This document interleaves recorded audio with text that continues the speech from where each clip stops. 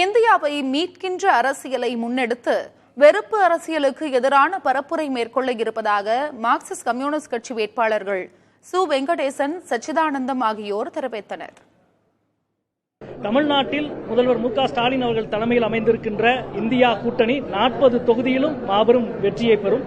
மதுரையிலே இந்த 5 ஆண்டுகள் நாங்கள் பெற்ற வெற்றிகள் 150 வெற்றிகளை பெற்றிருக்கின்றோம். அநேகமாக பாஜகவினுடைய எம்பிக்கள் கூட நான் சொல்ல மாட்டேன், பாஜகவின் அமைச்சர்கள் அவர்கள் தொகுதியில் செய்த வேலையை விட மதுரையின் நாடாளுமன்ற உறுப்பினர் என்ற முறையில் மதுரையில் நாங்கள் செய்து காட்டியிருக்கிற வேலைகள் அதிகம். எங்களது சாதனைகளை, எங்களது செயல்பாடுகளை சொல்லி ஓட்டு கேட்போம். இந்தியாவை மீட்கிற அரசியலை முன்னெடுத்து ஓட்டு கேட்போம். இது ஒரு கிராமப்புறத்தை உள்ளடக்கிய தொகுதி. இங்கே கணிசமான சிறுபான்மை மக்கள் வசிக்கக்கூடிய தொகுதியும் கூட. இஸ்லாமிய சிறுபான்மையினர், கிறிஸ்தவ சிறுபான்மையினர் கணிசமாக வசிக்கக்கூடிய ஒரு தொகுதி. ஒரு ஆன்மீக தளத்தை உள்ளடக்கிய ஒரு தொகுதி. ஆகவே இந்த சிறுபான்மையினர் மத்தியில் வெறுப்பு அரசியலை விதைக்கக்கூடிய அந்த அரசியலுக்கு எதிரான பிரச்சாரத்தை நாங்கள் மேற்கொள்வோம்.